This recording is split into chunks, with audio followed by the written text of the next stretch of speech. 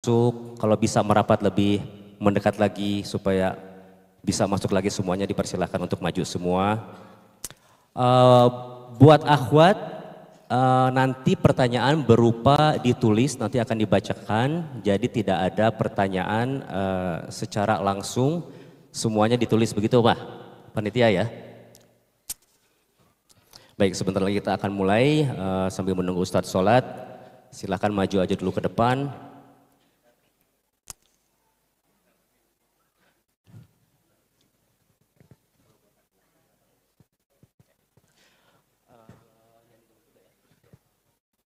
Buat ikhwan-ikhwan, kalau bisa, kalau ada pertanyaan yang di luar tema, mohon ditulisnya sekarang. Nanti juga insya Allah akan diperkenankan untuk bertanya secara langsung.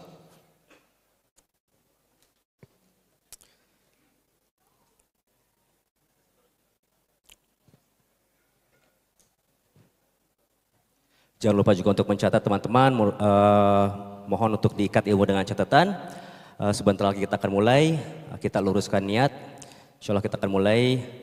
Semoga Allah mudahkan untuk kita selalu belajar dan mudah-mudahan Ustadz Amin Nur Bait ke depannya ada jadwal yang rutin di sini insya Allah.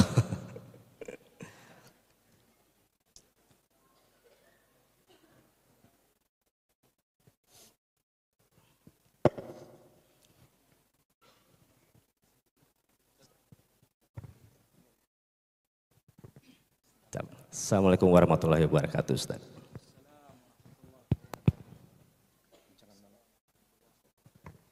Bismillah. Sehat Ustadz? Alhamdulillah. Gimana kabar? Sehat ya? Alhamdulillah. Damang. Damang Ustadz. Ustadz,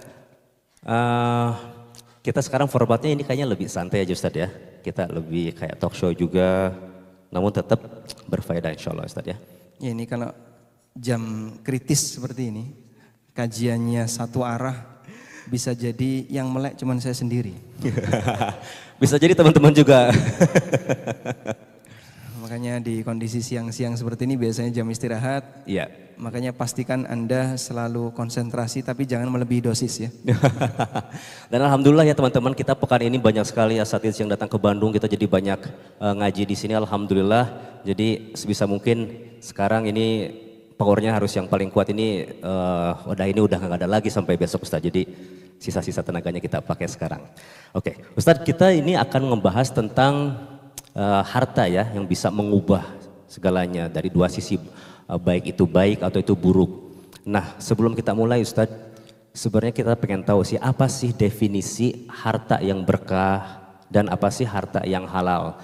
Dan ada nggak sih indikasinya nih ketika orang itu mungkin banyak mendapatkan harta, terus dia banyak memberikan manfaat buat orang lain, tapi di waktu yang bersamaan ternyata dia menghasilkannya itu dari harta yang memang bukan yang halal Ustadz.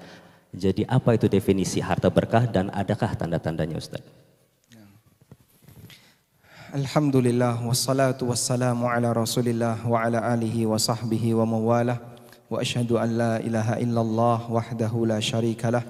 Wa asyhadu anna Muhammadan abduhu wa rasuluh sallallahu alaihi wa ala alihi wa sahbihi wa man tabi'ahum bi ihsanin ila yaumiddin. Sebelumnya saya tertarik untuk breakdown dari judul kita ya. Tadi disebutkan judulnya adalah ketika harta mengubah segalanya.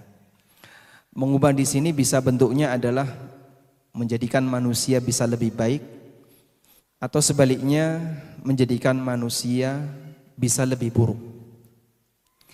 Kita tahu bahwa setiap yang ada di muka bumi ini yang merupakan ciptaan Allah bisa kita bagi menjadi dua. Yang pertama, atau bahkan bisa kita bagi jadi tiga ya. Yang pertama, makhluk yang dia tidak punya potensi buruk sama sekali, seperti para malaikat. Maka mencacat makhluk seperti ini hukumnya terlarang. Dengan tetap mengakui mereka adalah makhluk yang punya sisi lemah. Seperti misalnya Jibril alaihissalam, beliau adalah malaikat. Kita menyebut keburukan untuk Jibril nggak boleh. Meskipun kita tidak mengatakan dia sebagai Tuhan, dengan tetap mengakui dia sebagai makhluk artinya tidak punya kekuasaan sebagaimana Allah. Dia bukan maha kuasa, mengetahui segala hal yang gaib, bukan. Tapi makhluk seperti ini tidak punya potensi buruk. Demikian pula para nabi, sehingga tidak boleh mencacat mereka. Walaupun mereka tidak maksum 100% dalam paham ahlu sunnah. Karena nabi masih memungkinkan untuk melakukan dosa kecil, sehingga Allah perintahkan mereka untuk beristighfar. Fasabbih bihamdi rabbika wastaghfir innahu kana tawwaba. Yang kedua, ada makhluk yang hanya berisi potensi buruk, gak ada sisi baiknya. Contohnya setan, iblis dan bala tentaranya. Walaupun bisa jadi dia menggoda manusia melalui langkah-langkah yang cukup panjang, dan dalam langkah itu bisa jadi ada nuansa kebaikan. Misalnya dimotivasi biar kamu rajin ibadah, biar memperbanyak ketaatan, tapi ternyata diajarkan ibadah yang tidak sesuai syariat. Tapi makhluk seperti ini karena seluruh isi niatnya, keinginannya adalah jahat, maka dia tidak punya potensi baik. Karena itu Allah Subhanahu wa taala tegaskan bahwa iblis adalah innahu lakum aduwwun mubin. Bahwa dia adalah musuh yang paling nyata bagi kalian. Sudah gak bisa ditawar lagi. Kalau musuh manusia masih ada potensi sisi baiknya, sehingga kita masih bisa misalnya mencari sisi kebaikan orang itu apa. Tapi kalau iblis mau dicari sisi kebaikan dari mana? Karena dia adalah aduun mubin, musuh yang paling nyata bagi manusia. Yang ketiga adalah makhluk yang punya dua potensi. Bisa berpotensi baik, bisa berpotensi buruk. Sehingga dia bisa menjadi makhluk yang baik, mengarahkan dirinya menuju surga, dan sebaliknya bisa menjadi makhluk yang menjerumuskan dirinya maupun orang lain menuju neraka. Seperti manusia yang bukan nabi. Kemudian semua properti yang ada di sekitar kita. Maka sebagaimana manusia yang dinyatakan oleh Allah dalam Al-Quran, fa'alhamaha fujuraha wa taqwaha. Kami ilhamkan pada diri manusia fujuraha wa taqwaha, sifat fujur, sifat jahat, wa taqwaha, dan sifat takwa. Sehingga dia punya dua potensi, yang baik dan yang buruk. Demikian pula yang lain. Ada harta yang bisa mengantarkan pemiliknya kepada kebaikan, kepada takwa, dan sebaliknya ada harta yang bisa menjerumuskan pemiliknya kepada kedurhakaan. Karena itu ketika kita membahas harta bisa mengubah, sasaran kita adalah memahami seperti apa potensi harta yang bisa mengarahkan kita kepada kebaikan dan sebaliknya. Selanjutnya, dalam banyak ayat Allah Subhanahu wa taala menyebut harta dengan sebutan al-khair. Anda tahu apa makna al-khair? Apa makna al-khair? Kebaikan. Contohnya seperti apa Pak ayat yang menyebut harta dengan al-khair? Allah berfirman, Anda bisa sebutkan, ini ada di surat apa ya? Nanti angkat tangan ya. Wa innahu lihubbil khairi lasyadid. Al-Adiyat, ayat berapa? Pas. Ayat 5. 4 atau 5. Ada ayat 4 atau 5 kita? Ada hadiahnya enggak? Ada ya, nanti bisa minta ke panitia ya. Di surat Al-Adiyat Allah menegaskan wa innahu lihubbil khairi lasyadid. Sesungguhnya manusia lihubbil khair, terhadap al-khair mereka sangat mencintai. Al-khair di situ maknanya apa? Harta. Manusia sangat mencintai harta. Allah Subhanahu wa taala menyebut harta dengan sebutan al-khair. Di ayat yang lain Allah Subhanahu wa taala mengatakan, ya ayyuhalladzina amanu idza hadara ahadakumul mautu in taraka khairanil wasiyatu in taraka khairan. Wahai orang yang beriman, apabila salah satu di antara kalian hadara al maut, kematian datang kepadanya, maksudnya dia mau mati. Intaraka khairan, kalau dia meninggalkan khairan. Apa makna khairan? Harta. Al-wasiyatu, wajib bagi dia untuk berwasiat. Sebelum turun ayat tentang warisan, Allah Subhanahu wa taala mewajibkan bagi orang yang mau mati untuk membuat wasiat terkait hartanya. Hartamu ini mau kau kasihkan ke siapa? Itu sebelum ada syariat tentang masalah warisan. Dan dalam ayat ini Allah Subhanahu wa taala menyebut harta dengan sebutan khairan, kebaikan. Dan juga beberapa ayat yang lain seperti misalnya kudanya Sulaiman alaihissalam. Pada waktu Sulaiman lupa untuk zikir di waktu sore disebabkan karena bermain dengan kudanya. Lalu beliau mengatakan, inni ahbabtu hubbal khairi an dzikri rabbi hatta tawarat bil hijab. Sesungguhnya aku sangat mencintai hubbal khair, mencintai al khair. Al khair di situ adalah kendaraan yang dimiliki oleh Sulaiman. Hatta ta'an dzikri rabbi, sehingga melupakan aku untuk zikrullah, hatta tawarat bil hijab, sampai matahari tertutup dengan hijab, artinya sampai maghrib. Dan ini bukti bahwa Allah sangat menghargai harta. Sampai dalam Al-Quran disebut dengan al-khair. Karena harta ini punya potensi yang luar biasa. Manusia yang ingin taat, dia butuh modal harta. Sebagaimana pula ketika manusia berbuat maksiat, dia juga butuh modal harta. Sehingga harta disebut sebagai al-khair karena dia merupakan penopang, salah satu di antara penopang dalam aktivitas hidup manusia. Karena itu dalam Al-Quran di surat An-Nisa Allah Ta'ala melarang bagi orang yang sudah dewasa agar jangan memberikan harta kepada orang yang belum dewasa dalam menggunakan harta 100%. Ini ayat yang berbicara tentang orang yang merawat anak yatim. Ada anak yatim ditinggali warisan harta oleh orang tuanya. Allah Subhanahu wa taala melarang, jangan kau kasihkan seluruh harta warisan anak yatim ini kepada orang ini. Karena dia belum bisa dewasa dalam mengatur harta. Ketika dia belum dewasa, kemudian kau kasihkan semuanya, bisa jadi akan dipakai untuk pemborosan tanpa sadar. Sehingga sikap yang tepat gimana? Kasihkan sedikit demi sedikit. Allah Subhanahu wa taala berfirman, "Wala tu'tus sufaha amwalakumul lati ja'alallahu lakum qiyaman warzuquhum fiha." Janganlah kalian berikan kepada as-sufaha, orang-orang bodoh. Amwalakum, harta kalian. Maksudnya adalah harta manusia. Allati ja'alallahu lakum qiyaman, yang Allah jadikan harta itu sebagai qiyam. Qiyam artinya apa qiyam? Penegak. Sebagai penegak kehidupan kalian. Allah sebut harta dengan penegak kehidupan kalian.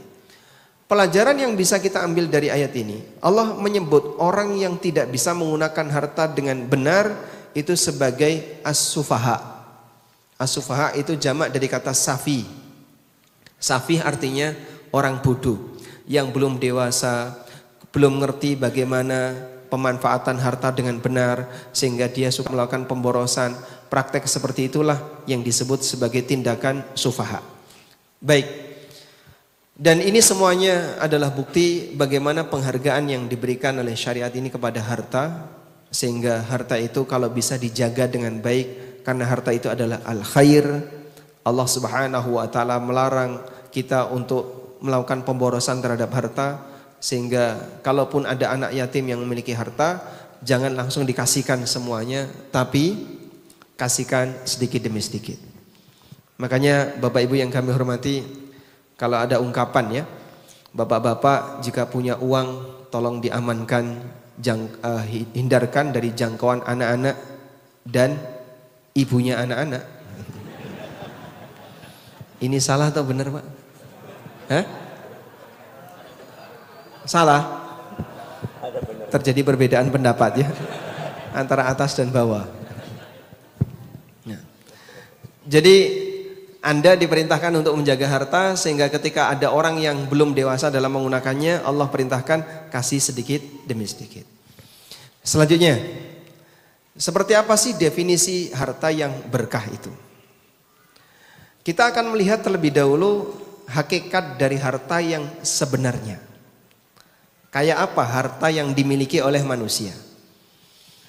Ada seorang sahabat yang bernama Abdullah bin Sikhir. Abdullah bin Sikhir suatu ketika pernah menemui Rasulullah sallallahu alaihi wasallam. Dan kala itu Nabi sallallahu alaihi wasallam sedang membaca firman Allah di surat At-Takatsur. Alhaakumut takatsur. At-takatsur artinya berlomba-lomba banyaknya harta. Meskipun kata at-takatsur itu juga bisa bermakna merasa bangga dengan banyaknya penduduk. Jadi ada cerita ya. Ada dua orang dari dua suku yang berbeda. Terus satu sama lain itu saling membanggakan. Kemudian orang yang pertama bilang, di tempat kami itu nenek moyang kami jumlahnya banyak, penduduk kami banyak. Lihat kuburan kami luas. Lihat kuburan kami luas. Orang kedua juga bilang seperti itu. Oh, kuburan kami lebih luas lagi, karena yang mati lebih banyak. Makanya alhaakumut takatsur hatta zurtumul maqabir. Berlomba-lomba membanggakan banyaknya jumlah penduduk membuat kalian lalai sampai kalian mengunjungi kuburan.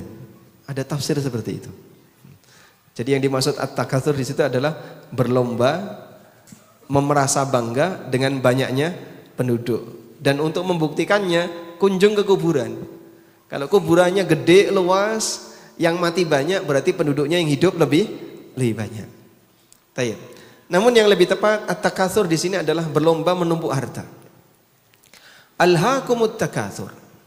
Berlomba menumpuk harta telah membuat kalian lalai. Telah membuat kalian lupa. Lalai yang tertinggi adalah lalai terhadap kewajiban dia kepada Allah. Jadi banyak orang yang dia nggak mau nurut terhadap syariat. Dia diajarkan untuk meninggalkan yang haram, diberitahu mana batasan halal dan haram. Dia nggak mau, dia menolak untuk itu. Ini lalai yang paling tinggi tingkatannya. Dan banyak orang yang seperti itu ya. Sehingga dia pengen, saya ngejar target, saya pengen ini, saya pengen ini. Kalau ini nggak saya ambil gimana? Apa-apa kok dikit-dikit dihukumi haram. Orang kok isinya kajiannya kalau nggak riba, gharar, haram, resign. Cuman seputar itu saja. Anda nggak takut kalau saya ngomong kayak gini? Ada sebagian orang yang takut kajian muamalah ya. Karena dia merasa tidak aman ketika ikut kajian seperti ini. Seolah-olah terus disalahin terus. Saya nggak kuat ya, panas telinganya. Begitu mendengar kajian tema riba, mendengar kajian tema harta haram itu rasanya panas ya. Sampai saya pernah datang di salah satu daerah ya. Ustadz di daerah itu bilang ke saya, mohon maaf untuk kali ini di sini nggak boleh bahas riba. Masya Allah. Lah kenapa? Masyarakatnya belum siap. Siapnya kapan? Wallahu a'lam. Apa nunggu Dajjal keluar baru siap? Baik. Ketika Nabi SAW membaca ayat ini, kembali kepada hadis Abdullah bin Syihir tadi ya. Saat Rasulullah SAW membaca Alhaakumut takatsur. Lalu beliau berhenti dan beliau bersabda, Yaqulu ibnu Adam, mali, mali. Manusia selalu mengatakan, mali, mali. Ini hartaku, ini hartaku. Ini rumahku, ini propertiku, ini kendaraanku. Dia begitu bangga dengan apa yang dia miliki. Suka dipamerin, flexing dengan apapun yang dia punya. Ini punyaku, ini hartaku. Sehingga kadang misalnya ya, kenalan sama orang. Saat kita belum tahu properti apa yang dimiliki oleh orang ini, kita kan biasa saja ya. Begitu dia saya tahu, dia itu yang punya hotel itu loh. Oh iya loh, baru tahu ya mas kalau saya punya hotel. Ada nggak nilai lebih ketika orang nampak kalau di belakang dia ada banyak kekayaan? Ada. Dia merasa lebih hebat, dia merasa lebih punya status sosial. Itulah karakter manusia. Dia selalu merasa bangga, mali, mali ini hartaku. Karena bagi dia dengan keberadaan harta yang demikian banyak membuat dia merasa lebih tinggi dibandingkan yang lain. Dan itu umum. Lalu Nabi SAW mengatakan, wa hal laka mim malika ya ibna Adam. Padahal hakikat dari hartamu wahai manusia hanya ada 3 kemungkinan. Ma akalta fa afnaita, wa ma labista fa ablaita, wa ma tasaddaqta fa amdaita. Hakikat dari hartamu itu adalah apa yang kau makan sampai habis, apa yang kau pakai sampai rusak, dan apa yang kau sedekahkan sehingga abadi di hari kiamat. Sementara apa yang kau simpen belum tentu itu hartamu. Jadi syariat kita membedakan antara memiliki dengan memanfaatkan. Sebatas memiliki belum tentu memanfaatkan. Kita kan banyak melihat ya, bahkan mungkin di tempat kita sendiri. Kita memiliki banyak sekali properti, dari mulai yang kecil sampai yang gede. Misalnya baju yang nganggur, banyak nggak Pak? Banyak. Antara tumpuan baju di lemari dengan yang kita pakai banyak mana? Hah? Yang di lemari. Kita sudah kadang, saya punya celana kayak gini ya. Sudah lupa dia belinya kapan celana ini masuk lemari, padahal dia yang masukin sendiri. Loh kok saya punya baju kayak gini, saya punya kaos kayak gini. Sampai lupa dia punya pakaian tertentu karena saking lamanya nggak dipakai. Pernah ngalamin kayak gitu? Itu cuman kita tumpuk jamaah. Kita cuman ngumpulin, kita kumpulin dalam jumlah banyak, tapi kita tidak memanfaatkan. Belum lagi kalau sudah perabotan rumah, ya, gelas-gelas, piring, dan Masya Allah perabotan yang lainnya ditumpuk tapi terus dikoleksi gitu kan. Misalnya tahun ini belum habis dipakai semuanya, tahun depan sudah koleksi baru, ada baru lagi yang masuk, kayak gitu ya. Itulah pengaruh ketika seseorang hanya pinter ngumpulin tapi belum tentu dia bisa memanfaatkan. Kita demikian pinter untuk mengumpulkan, kita semangat untuk mengumpulkan, dan ketika melihat yang baru masih seneng lagi untuk beli. Bahkan mohon maaf Pak, yang biasanya megang HP terus nyekrol gini biasanya siapa Pak? Kok yang atas ketawa itu kenapa? Tertuduh atau gimana? Jadi dia cuman sambil nganggur ginian nyekrol, lihat marketplace, ketemu barang bagus, masukin keranjang. Lihat lagi, bagus, masukin keranjang, apalagi nemu masukin keranjang gitu kan. Berapa batas keranjangnya marketplace? Berapa? 99 plus itu plus berapa? Gak terhingga. Jadi kalau orang masukin 1000 pun bisa dia. Bisa, Masya Allah. Makanya keranjang ini penuh dengan barang. Kapan mau dibeli? Wallahu a'lam. Itu tolong dicek ya, keranjangnya istrinya itu, Masya Allah. Dan itu jadi hobi baru sekarang, Kang ya. Jadi mereka pinter masukin barang di dalam keranjang karena keranjangnya virtual. Jadi lihat yang menarik, masukin, lihat yang menarik, masukin, Masya Allah. Dan ini hobi menghabiskan banyak waktu. Dia punya hasrat, semoga nanti bisa terbeli. Bisa jadi sampai mati nggak kebeli. Maka Nabi SAW pernah buat sebuah gambar ya. Nabi SAW pernah buat gambar. Beliau buat bangun kotak, gambar kotak seperti ini. Lalu beliau membuat sebuah garis lurus nembus kotak ini. Kemudian beliau membuat garis-garis di tengahnya kotak. Lalu beliau bersabda, hadzal insan, ini manusia. Wa hadza ajaluh muhitatun alaih. Dan kotak ini adalah ajalnya yang meliputi dia. Jadi orang ini mau bergerak kemanapun, mau gerak maju, mau gerak nyerong kanan, nyerong kiri, pasti kebentur ajal. Nggak mungkin bisa nembus dari ajal. Beliau kasih garis lurus, di sini nembus. Satu titik di sini. Wahada amaluh. Dan garis yang nembus ini adalah perjalanan hidupnya. Sementara titik di luar garis ini, di luar bangun ini adalah cita-citanya. Masya Allah. Sehingga manusia itu cita-citanya menembus batas. Sampai mati itu masih di sana cita-citanya, Pak.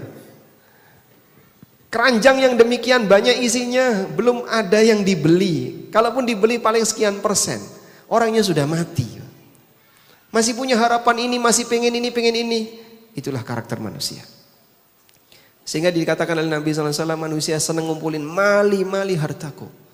Dia kumpulin, padahal dia sudah punya. Oh, tapi ini kan model baru, Pak. Taruh lagi.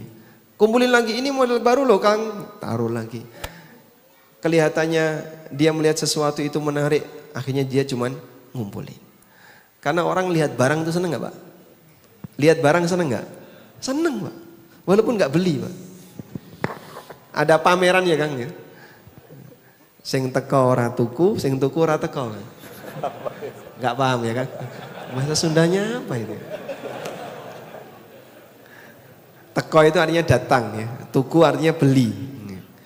Yang datang gak beli. Karena dia cuma pengen lihat-lihat doang. Ya, lihat, mampir sini lihat-lihat. Cuma lihat aja, lihat muter, sudah pulang.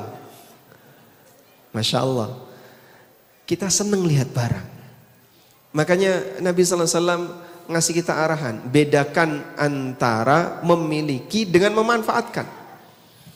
Terus harta yang sejatinya yang mana? Yang mana Pak?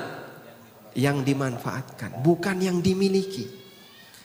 Anda mungkin bisa ngumpulin dalam jumlah banyak, mengumpulkan dan memiliki dalam jumlah banyak. Tapi belum tentu bisa memanfaatkan. Maka manusia yang paling berkah hartanya adalah orang yang hartanya paling termanfaatkan. Termanfaatkan itu bisa memberikan layanan untuk dirinya. Dia makan sampai habis, dia pakai sampai rusak. Ada nggak Pak orang yang terlalu sayang dengan hartanya sehingga mau pakai hartanya dia nggak mau? Punya motor cuman dilapin tiap hari, ditaruh di ruang tamu, ditulisi dilarang naik. Ini kan salah fungsi. Fungsi motor itu apa? Dinaiki. Ini malah motornya naik dia. Jadi ada banyak sekali orang yang kadang punya barang tertentu mau dibawa keluar itu malu. Ini mobilnya dipakai, baru aja dicuci masa dipakai. Ini hujan, dimasukin ke garasi. Dia aja naik motor, mending orangnya yang kehujanan daripada. Ada juga yang punya tas branded Bang. Iya, dia apa ini biasanya? Ditaruh di lemari itu Pak. Padahal fungsi tas itu apa Pak? Untuk wadah. Ini enggak, tasnya diwadahi. Cuman ditaruh di lemari, sampai kapan tas itu akan keluar? Wallahu alam. Lah Anda ngumpulin kayak gini, jadinya enggak fungsi kan? Cuman disimpan. Maka Rasulullah SAW adalah lambang manusia yang paling efisien hartanya. Beliau dapat tapi seketika habis. Untuk dimanfaatkan pribadi, keluarganya ketika masih ada sisa, apa yang dilakukan Nabi SAW? Disedekahkan. Sehingga Rasulullah SAW bukan tipe orang yang suka ngumpulin. Berbeda dengan karakter manusia pada umumnya. Rasulullah SAW adalah orang yang demikian efisien dalam penggunaan harta. Dan efisiensi harta apabila dia termanfaatkan semuanya, tidak cuma nganggur, nggak dimanfaatkan. Kadang ada orang punya makanan ya, ini kok mahal ya, saya mau makan malu. Akhirnya cuma disimpan, basi. Begitu menjelang basi dimakan. Ada kayak gitu Pak? Lah kenapa kamu beli kalau itu mahal? Ya pengen sesekali beli. Terus cuman dia sayang ini kalau dimakan, aduh mahal banget kok dimakan langsung dah. Cuman disimpan, ya udah. Kualitasnya turun. Dan demikianlah karakter kenikmatan dunia. Allah memberikan batas yang demikian banyak.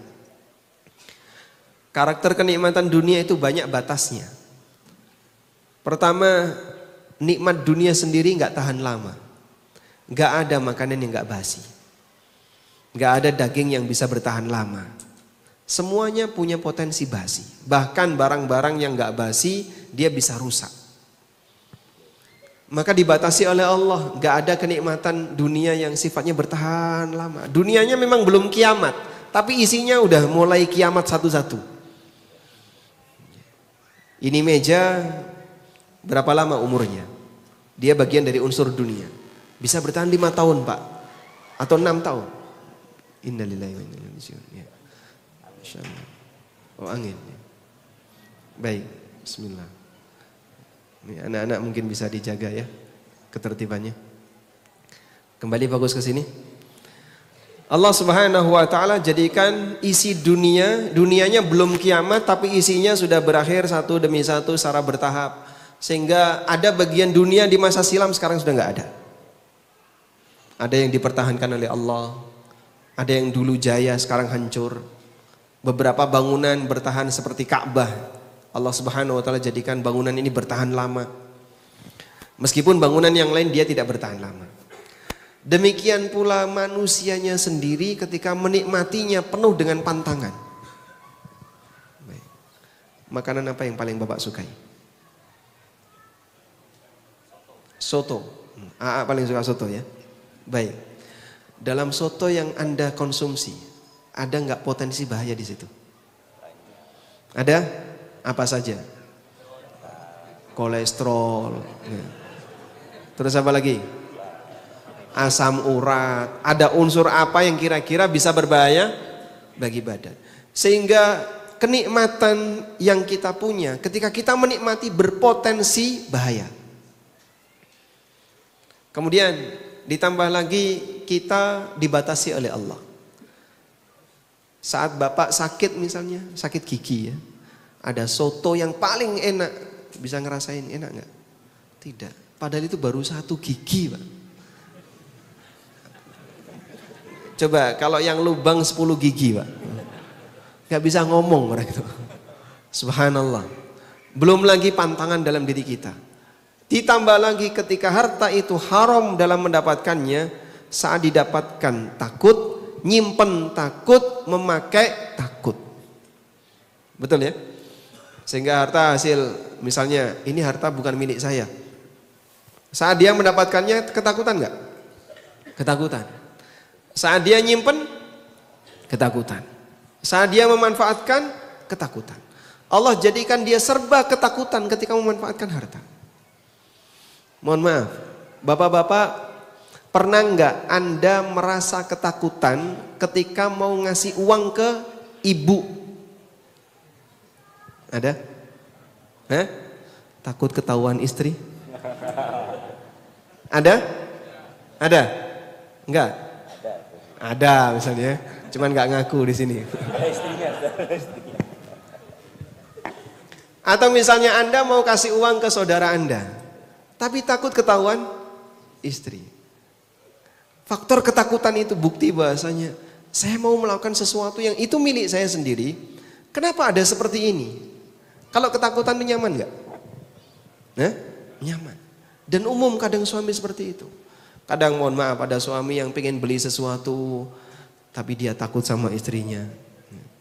Atau dia takut sama siapa. Padahal itu miliknya. Duit itu miliknya. Tapi saat dia mau memanfaatkan dia ketakutan. Istri juga sama. Dia dikasih uang sama suaminya. Ada sisa nih. Saya mau kirim ke bapak. Tapi takut nanti jangan-jangan dimarahi suami. Makanya pasangan suami istri yang saling menakut-nakuti. Bahasanya apa enaknya Bang itu? Saat Anda menikah, pada diri orang yang Anda nikahi punya potensi buruk. Sebagaimana dia juga punya potensi baik. Baik suami maupun istri. Terjadilah situasi semacam ini. Demikianlah cara Allah membatasi bagi hamba bahwa nikmat dunia itu tidak bisa dinikmati 100%. Allah tidak ridho ketika kenikmatan dunia bisa menyaingi surga. Maka Imam Hasan Al-Basri rahimahullah pernah memberikan sebuah nasihat kepada Umar bin Abdul Aziz. Wa'lam anna ni'matad dunya masyubatun bil musibah. Sadari bahwa kenikmatan dunia itu bercampur dengan musibah. Kadang makan tertentu pedesan malah jadi diare, ya. Atau dia makan tertentu malah dia sakit. Atau dia saat menerima dia ketakutan, saat dia menggunakan dia ketakutan, dan seterusnya. Allah jadikan kenikmatan dunia selalu bercampur dengan musibah. Sudah? Agar orang ingat bahwa nikmat yang bisa dirasakan oleh hamba 100% hanya nikmat akhirat. Allah enggak ridho ketika nikmat dunia itu bisa menyaingi surga. Coba Bapak sebutkan contoh doanya Nabi Musa yang tidak diterima oleh Allah, tidak dikabulkan. Boleh angkat tangan. Apa contoh? Ya, nah. Ingin melihat Allah. Nabi Ibrahim itu pernah berdoa kepada Allah, Rabbi arini kaifa tuhyil mauta. Ya Allah, tampakkan kepadaku bagaimana caranya engkau bisa menghidupkan makhluk yang mati. Qala awalam tu'min. Allah berfirman, apa kau tidak beriman? Apa kau belum beriman? Qala bala walakin liyatma'inna qalbi. Ibrahim mengatakan, enggak, saya beriman, tapi biar aku makin yakin. Permohonannya dikabulkan enggak? Dikabulkan. Sehingga Nabi Ibrahim diperintahkan oleh Allah, fakhudh arba'atan minat tayr. Silakan kamu ambil 4 burung. Kemudian dicaca-caca, dicampur-campur, kecuali kepalanya. Kepalanya dipegang oleh Ibrahim. Ada banyak versi para ahli tafsir yang menjelaskan burung apa, tapi itu nggak penting. Kemudian kepalanya yang dipegang oleh Ibrahim, dagingnya yang sudah dicampur tadi, termasuk bulu-bulunya dicampur semuanya, terus oleh Ibrahim ditaruh di 4 gunung. Ada yang mengatakan 7 gunung, karena dalam ayat itu yang dibatasi angkanya cuman burungnya, sementara gunungnya tidak disebutkan angkanya. Lalu Ibrahim diperintahkan, sekarang panggil mereka. Ya'tinaka sa'ya. Mereka datang kepadamu dengan cepat. Dan Ibrahim melihat daging kumpul dengan daging, bulu kumpul dengan bulu, darah kumpul dengan darah, menyatu jadi satu, kemudian datang mendekat tanpa kepala. Saat dikasih yang bukan kepalanya, nggak mau. Begitu dikasih yang kepalanya, nyambung, hidup lagi. Ditampakkan oleh Allah di hadapan Ibrahim. Karena melihat semacam ini bukan nikmat surga. Sehingga melihat bagaimana proses penciptaan, Allah tidak jadikan itu sebagai nikmat surga. Maka ketika Ibrahim minta seperti itu dikabulkan oleh Allah. Tapi saat Nabi Musa alaihissalam, Rabbi arini andur ilai. Ya Allah, aku ingin melihat engkau. Dan Musa meminta itu setelah Musa mendengar firman Allah. Kok bisa, Pak? Mendengar suara Allah langsung. Anda pernah mendengar firman Allah? Al-Quran firman Allah, tapi suaranya manusia yang membaca Quran.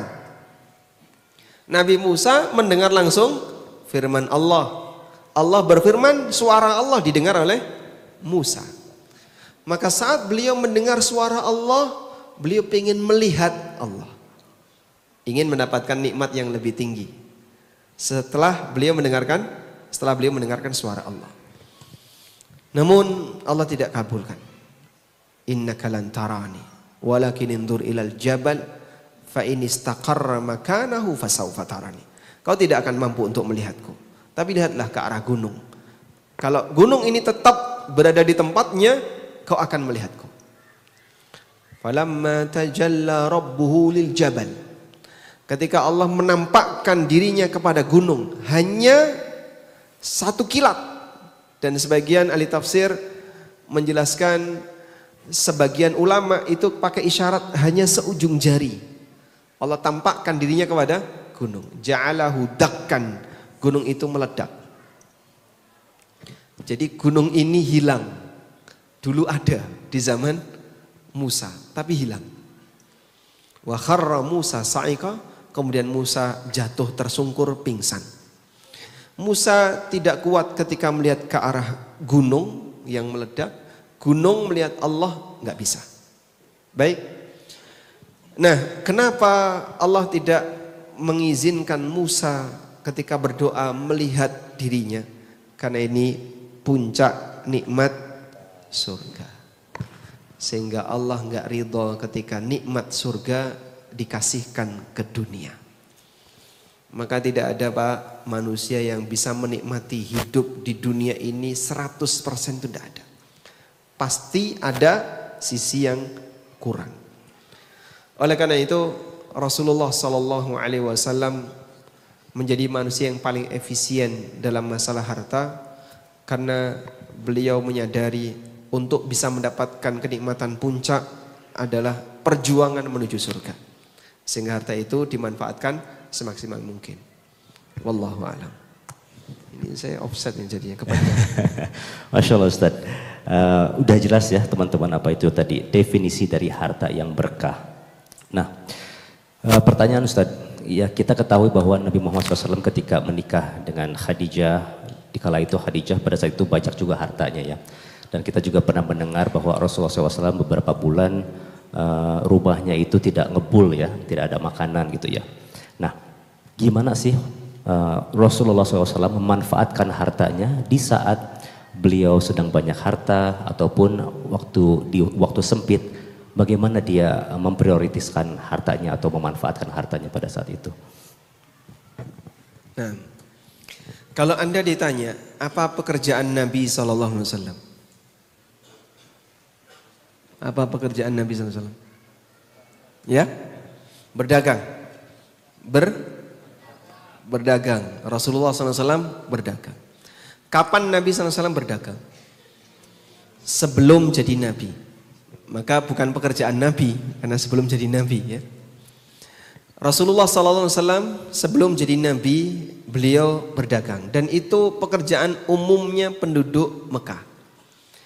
Karena penduduk Mekah mereka tinggal di sebuah daerah yang tidak bisa ditanami Pak.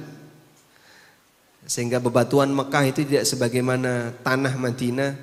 Maka penduduk Mekah untuk bisa mendapatkan sumber mata pendapatan, mata pencaharian itu dengan cara berdagang.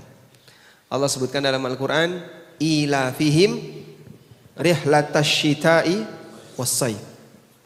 Mereka punya kebiasaan melakukan rihlah, perjalanan di musim dingin dan musim panas.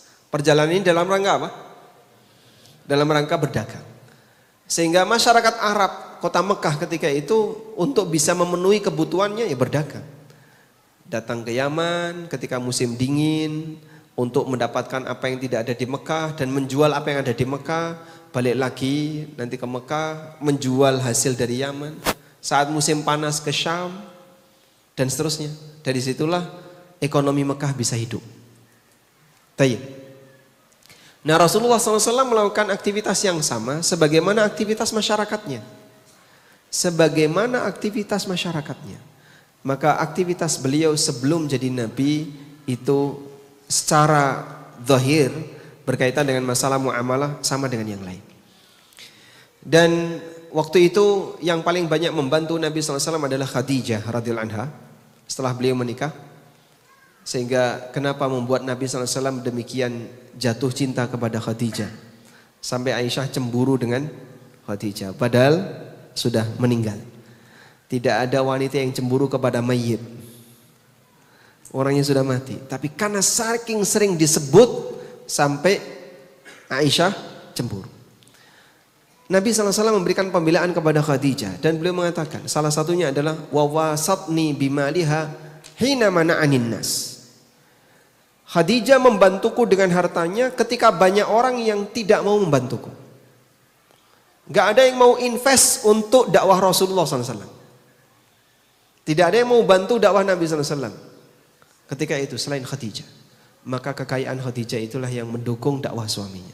Di awal sebelum beliau hijrah. Dah?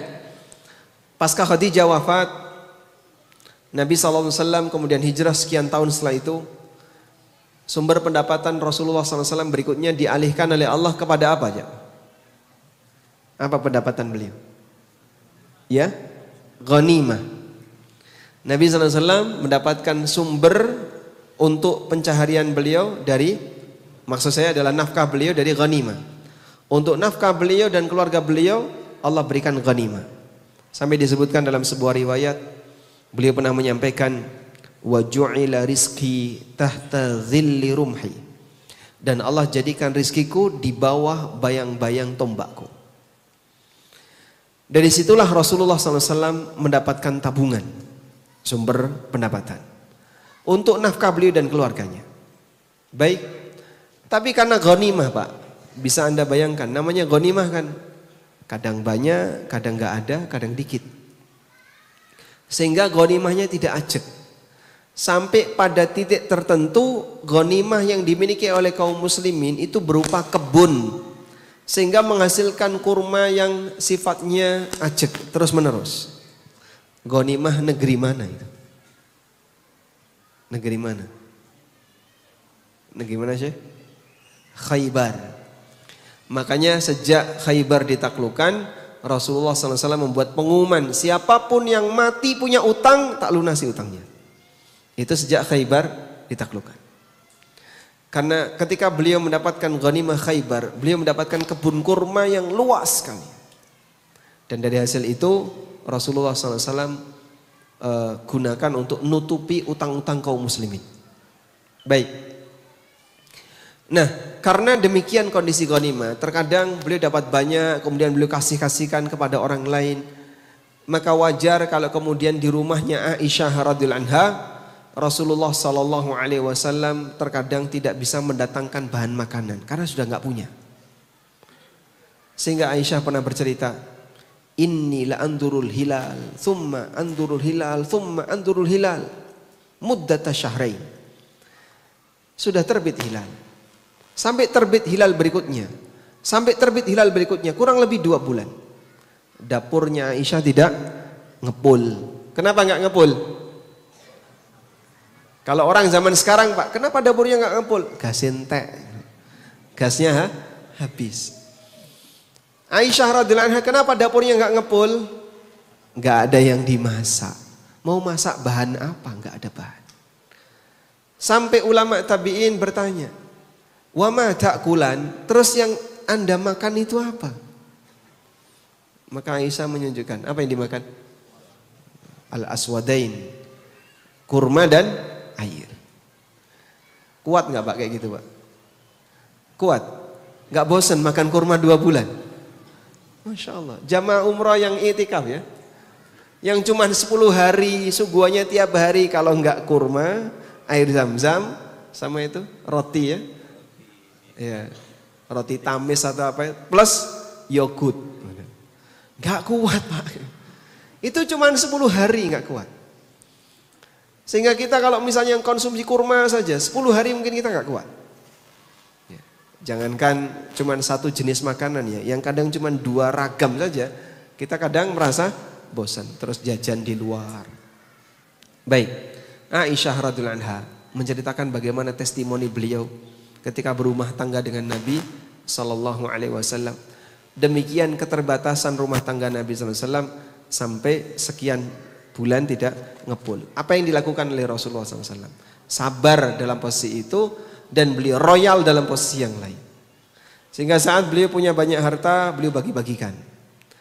Maka dulu ada banyak orang Badui yang kalau melihat pasukan Nabi SAW berangkat mau perang, mereka itu ikut. Kenapa ikut?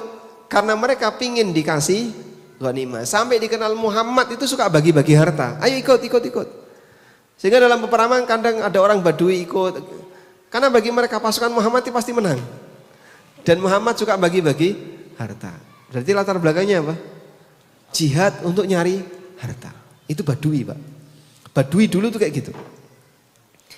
Karena Nabi SAW termasuk orang yang sangat royal. Dapat kambing 1 lembah kasihkan. Onta 100 ekor kasihkan. Subhanallah. maka tidak ada manusia yang lebih royal dalam bersedekah melebihi Rasulullah sallallahu alaihi wasallam. Sifat kikir beliau nol. Sehingga sampai dikatakan karena Nabi sallallahu alaihi wasallam la yaruddu yadas sa'il. Nabi sallallahu alaihi wasallam tidak pernah menolak tangan orang yang meminta. Kalau ada orang yang minta, kasih. Sampai ada badui yang pernah narik kain yang digelungkan Nabi sallallahu alaihi wasallam di leher beliau. Ketika ditarik sampai bekas ya. Sampai bekas. Dan Nabi sallallahu alaihi wasallam ketika melihat, oh ternyata si badui. Beliau ketawa dan badui itu pun ketawa. Wahai Muhammad, berikan kepadaku harta yang Allah berikan kepadamu. Kemudian beliau dikasih. Badui ini dikasih. Rasulullah SAW tidak punya sifat pelit. Pelitnya beliau 0%. Nah, kita nggak mungkin bisa seperti itu ya. Baik. Dan di saat yang sama ketika beliau mengalami kesulitan, Nabi SAW sabar. Pulang dari masjid, datang ke rumah Aisyah radhiyallahu anha, "Al indakum min syai'?" Punya sarapan enggak? Jawab Aisyah apa? Jawab Aisyah apa? Enggak ada. Apa yang beliau lakukan? Tak puasa. Laki zaman sekarang pulang nggak ada sarapan. Kamu ngapain saja dari tadi? Tidur nggak masak. Orangnya datang mau sarapan nggak ada. Aisyah radhiyallahu anha ketika didatangi Nabi sallallahu alaihi wasallam, punya apa? Nggak ada. Idzan asum, kalau begitu saya tak puasa. Masya Allah. Dan ini bukti bahwa Rasulullah SAW sangat sabar walaupun dalam kondisi kesulitan.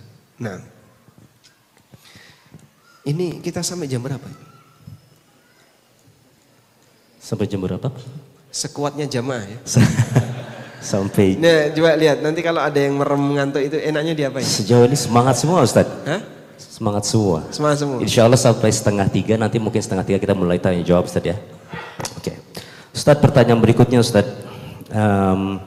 Ada sebuah istilah bahwa harta itu akan mengeluarkan karakter aslinya seseorang. Pada dasarnya, kalau pada dasarnya orang itu buruk dikasih harta, ya dia malah pakai foya-foya. Ada orang baik dikasih harta, sebagaimana kita ketahui sebaik-baik harta adalah di tangan orang soleh Ustaz ya. Lalu Ustaz, bagaimana sih hakikatnya dalam Islam pengaruh harta kepada manusia dari sisi buruk dan baiknya Ustaz? Rasulullah SAW pernah memuji sahabat Amr ibn As. Amr ibn As. Sahabat Amr ini pernah dijadikan panglima perang. Saya lupa perangnya, Datus Salasil atau apa ya. Lalu menang. Peperangan itu menang. Kemudian beliau mendapatkan ghanimah. Nah, kemudian ghanimah itu kan diserahkan kepada Rasulullah sallallahu alaihi wasallam. Akhirnya Nabi sallallahu alaihi wasallam memberikan jatah untuk Amr ibn As. Tapi sahabat Amr menolak. Enggak ya Rasulullah, kasihkan saja kepada yang lain. Kamu bawa, enggak. Sampai akhirnya Nabi SAW mengatakan, ni'mal malus salih ma'ar rajulis salih. Sebaik-baik harta yang saleh adalah harta yang dipegang oleh orang yang saleh. Harta yang saleh berarti cara mendapatkannya benar. Dia dapatkan harta itu dengan cara yang benar. Itulah harta yang saleh. Karena kita tahu kalau harta haram itu bukan harta yang saleh, tapi harta yang khabith. Harta yang menjijikkan. Ma'arrajulis saleh, dan sebaik-baik harta yang benar tadi, harta yang baik tadi adalah ketika dipegang oleh orang yang saleh. Hartanya saleh, orang yang saleh. Masya Allah. Jadi apa kira-kira? Akan jadi amal saleh. Demikian yang dialami oleh sahabat Amr ibn As. Baik. Nah, selanjutnya jemaah. Pada waktu sahabat Amr ibn As radhiyallahu anhu, beliau ditugasi oleh Nabi SAW dan beliau menolak ghanimah, tapi dipaksa oleh Nabi SAW untuk menerima. Akhirnya diterima oleh Amr. Dipujilah oleh Rasulullah SAW karena ghanimah itu sumber pendapatan terbaik menurut sebagian ulama. Kenapa? Karena untuk bisa mendapatkannya harus melalui apa? Jihad fisabilillah. Plus untuk bisa mendapatkannya dia melalui perjuangan yang sampai mengancam nyawa. Dan ini adalah harta yang dipilihkan oleh Allah Ta'ala untuk nabinya Sallallahu Alaihi Wasallam. Sehingga beliau menyampaikan wa ju'ila rizqi tahta dhilli rumhi. Baik. Sehingga dalam hal ini ketika ada harta yang bisa mengubah hidup seseorang adalah harta yang baik di tangan orang yang baik. Itu akan membuat yang bersangkutan makin baik. Sebaliknya ketika harta itu buruk di tangan orang yang buruk akan bisa mengantarkan kepada pelakunya, akan mengantarkan pelakunya kepada kejahatan yang berbahaya. Baik. Ada sebuah hadis dari Abu Kabsyah Al-Anmari. Nah, ini sudah mulai bleret ini. Bisa di apa ya? Mulai merah ya, Masya Allah. Yang bleret yang minum dulu, Ustaz. Ya? Mau minum dulu. Yang ngisi atau yang diisi? Perlu dijok.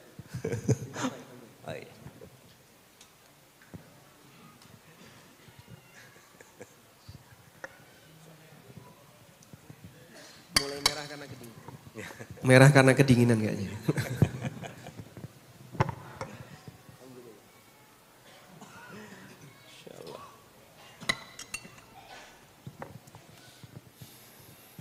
Sampai mana tadi? Tadi Abu Kabsyah. Hadis dari Abu Kabsyah Al-Anmari. Nah, dicatat ya.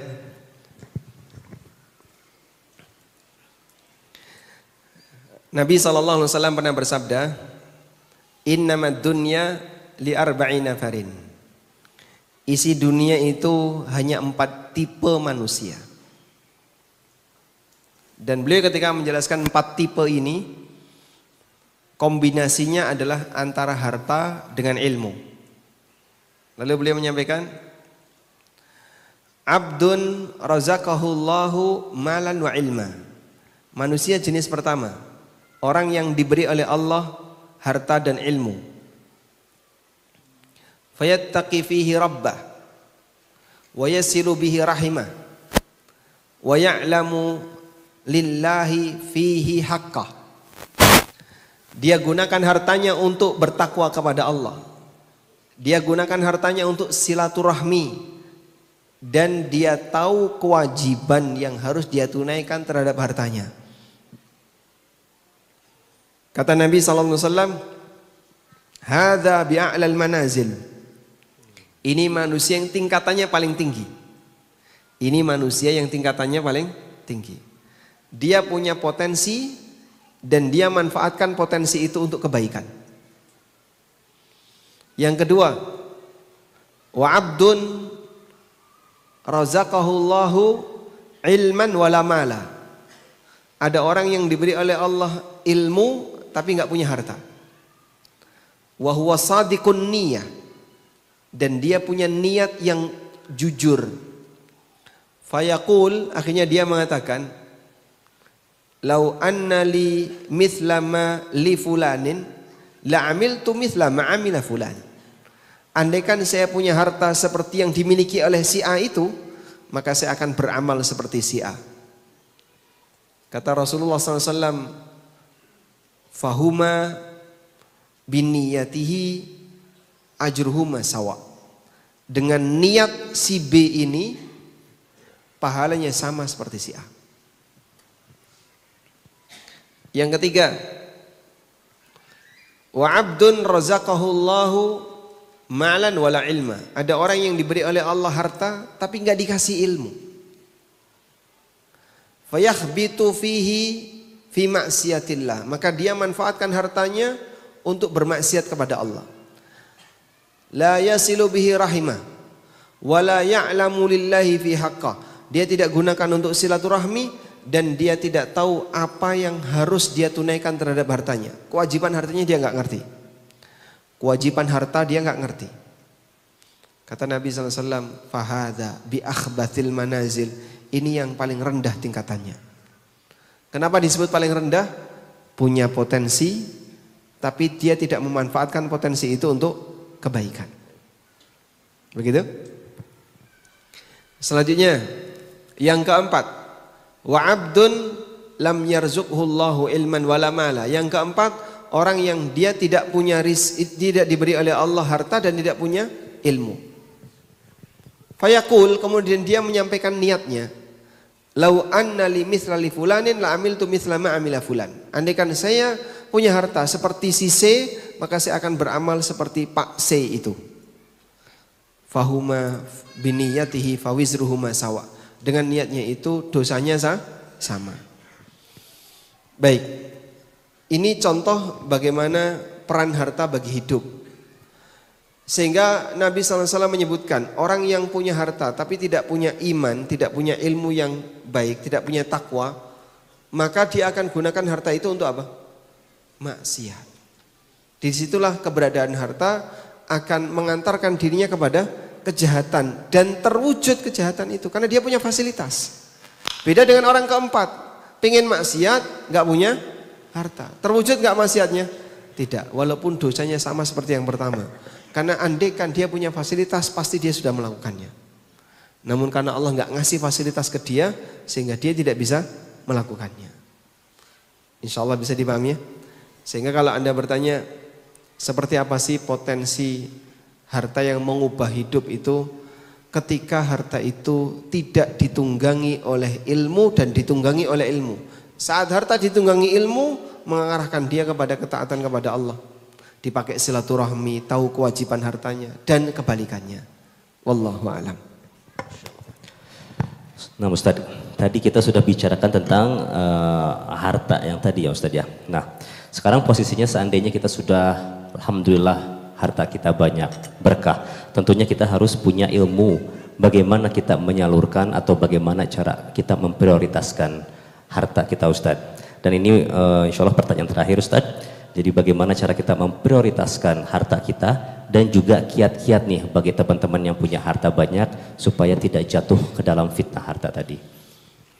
Baik. Satu-satunya kewajiban harta yang menjadi rukun Islam apa Pak? Zakat. Zakat ya. Kalau saya tanya, rukun zakat itu apa saja Pak? Rukun zakat. Haul, nisab, terus apa? 8 asnaf. Kalau nggak ada budak gimana? Syarat zakat itu, rukun zakat itu apa? Ada nggak orang yang punya harta tapi nggak ngerti zakat? Muslim, royal, tapi dia nggak ngerti zakat. Saya nemu beberapa. Sehingga dia nggak tahu bayar zakat itu kayak gimana sih, cara ngitungnya gimana, bingung dia. Ketika orang tidak tahu zakat, ngertinya, oh zakat itu pokoknya 2,5% dari harta kamu, sampai rumah itu dihitung. Rumahnya berapa harganya? 100 M. 2,5% dari 100 M berarti berapa? 2,5 M. Dia harus zakat 2,5 M karena dia punya villa misalnya. Punya villa, punya hotel, nilainya 100 M. Dia melakukan seperti itu karena dia tidak tahu bagaimana cara ngitung zakat. Maka muslim wajib tahu bagaimana cara menghitung zakat. Kalau dia nggak tahu cara menghitung zakat, Anda lihat ya dari 4 tadi yang disampaikan Nabi SAW, yang tidak tahu cara menghitung zakat orang keberapa? Ketiga, punya harta tapi tidak punya ilmu, lalu dia habiskan hartanya untuk maksiat kepada Allah. Dan dia disebutkan tidak tahu kewajiban apa yang harus dia tunaikan terhadap hartanya. Yang disebut oleh Nabi SAW bi akhbathil manazil, sebagai manusia tingkat yang paling rendah. Baik, oleh karena itu dalam hal ini prioritas yang harus dilakukan oleh seorang muslim berkaitan dengan masalah harta adalah prioritaskan yang wajib. Zakat itu yang utama. Sehingga konsekuensinya saya harus ngerti zakat. Kalau sudah ngerti, maka jadikan itu sebagai acuan untuk perhitungan. Amal zakat, amal bulanan atau tahunan? Tahunan. Maka setiap tahun Anda beramal zakat, tahun lagi, tahun depan lagi zakat lagi dan seterusnya. Baik. Kemudian prioritas berikutnya adalah memberikan nafkah bagi diri dan keluarga. Karena ini wajib. Dan Nabi SAW mengatakan, kalfa bil mari ithman ayyudayyi amayyakut. Cukuplah orang itu dianggap berdosa apabila dia menyanyiakan orang yang wajib dia nafkahi. Ada orang yang rajin sedekah, tapi nafkah anak dan istri ditelantarkan. Gimana hukumnya? dosa. Karena sedekah itu hukumnya anjuran, sedangkan nafkah hukumnya wajib. Maka saat memberi nafkah Anda yakini saya sedang melakukan kewajiban. Keyakinan itu akan menambah pahala. Karena berarti yang Anda lakukan adalah al-imtithal, meniru Nabi sallallahu alaihi wasallam. Nah, selanjutnya masalah efisiensi adalah Anda bisa memberikan harta itu untuk yang umurnya panjang. Umur panjang itu apa? Wakaf. Biar dia lebih bertahan sehingga saat saya mati harta yang saya sumbang itu masih ada. Dan wakaf di masing-masing masjid berbeda-beda sesuai dengan kondisinya.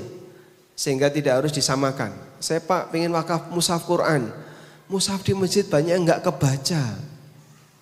Anda kalau wakaf mushaf gimana? Ya sudah cuman nganggur saja. Bapak bisa wakaf yang lain. Tapi saya pengennya Quran. Kalau mau Quran maka cari masjid yang yang kekurangan Al-Quran. Kayaknya enggak nemu ya Pak. Semuanya sisa-sisa Quran. Karena jarang baca. Sehingga yang lebih penting adalah bukan memiliki Quran, tapi bagaimana bisa membaca Quran. Karena sekarang untuk dapat Quran mudah sekali. HP bisa, kemudian tanya orang bisa. Beda dengan dulu ya. Oleh karena itu dalam hal ini Anda wakafkan sebagian harta Anda, terutama untuk objek yang sifatnya tahan lama. Wallahu a'lam. Baik.